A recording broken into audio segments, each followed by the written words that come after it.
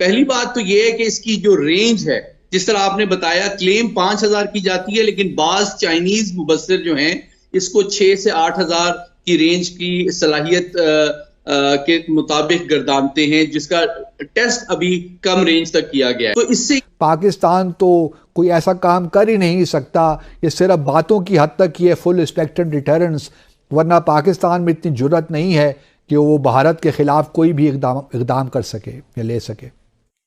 नमस्कार दोस्तों, भारत की अग्नि 5 मिसाइल के टेस्ट से पाकिस्तान का रक्षा विशेषज्ञ और भारत में पाकिस्तान के पूर्व राजदूत अब्दुल बासित काफ़ी परेशान नजर आ रहे हैं।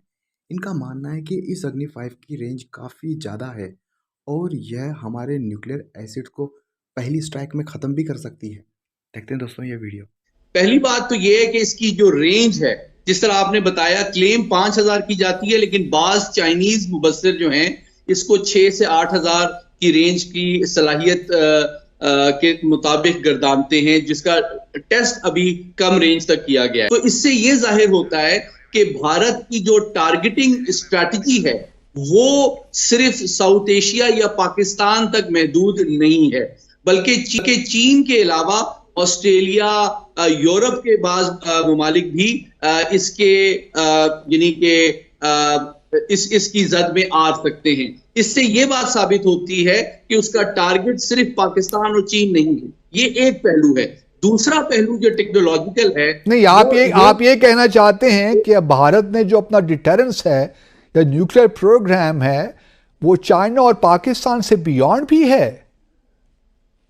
जी बिल्कुल ऐसे ही है। और ये देखें, ये जो टेक्नोलॉजी डेवलप उन्होंने की है, ये कमिटमेंट और इस सलाहियत में जो इन्वेस्टमेंट की गई है, ये इस बात का टेक्नोलॉजिकल एविडेंस और सबूत प्रोवाइड करता है कि उसके अहदाफ सिर्फ चीन और पाकिस्तान तक महदूद नहीं है। ये पहला पहलू है।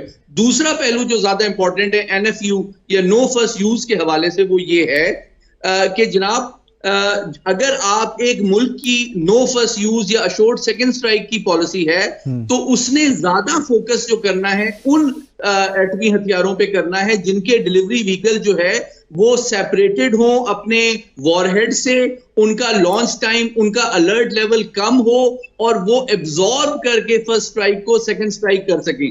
लेकिन जब वो ऐसे मिसाइल बना रहा है जो कि canisterized, ready to launch, solid fuel के ऊपर मबनी है, तो इससे ये बात साबित हो जाती है, ये टेक्निकल सबूत सामने आ रहा है कि वो रेडी टू फायर जब रखना चाहता है न्यूक्लियर मिसाइल्स और न्यूक्लियर वॉरहेड के साथ मेटेड कंडीशन में 5,000 से ज्यादा रेंज तक, तो इसका मतलब ये है कि वो फर्स्ट स्ट्राइक की ऑप्शन टेक्निकली एक्वायर भी कर चुका है और उसको मेंटेन और ऑपरेशनलाइज भी करना चाहता है, जो कि इस बात का सबूत है कि अब नो फर्स्ट यूज या अशोर्ड सेकंड स्ट्राइक की जो डॉक्ट्रिन का क्लेम था, अब वो किस्सा पारीना बन चुका है।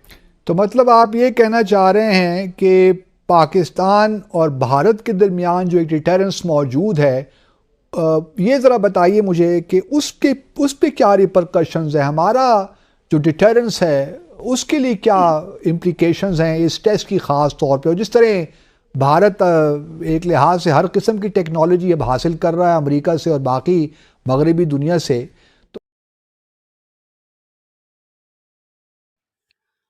दोस्तों इस वीडियो में अब्दुल बासित जिस पाकिस्तान की न्यूक्लियर डॉक्ट्रिन के बारे में बात कर रहे हैं वो असल में इनके टैक्टिकल न्यूक्लियर वेपन्स हैं।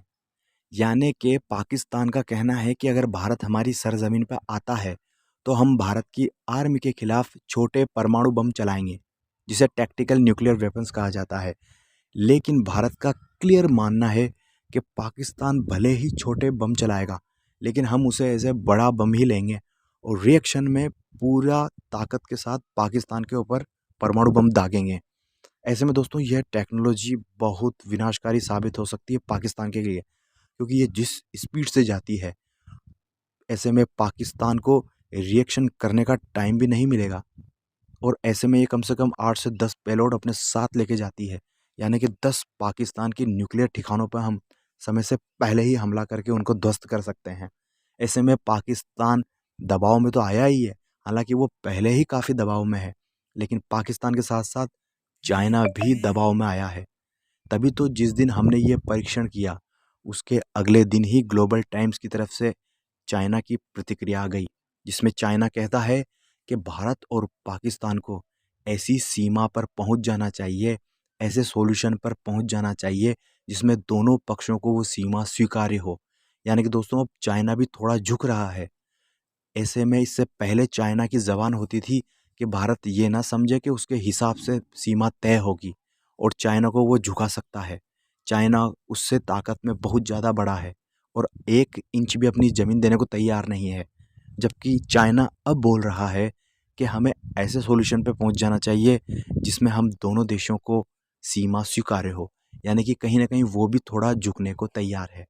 दोस्तों ये मिसाइल परीक्षण के बाद वैसे भी भारत 6 देशों के एलिट क्लब में शामिल हो गया है।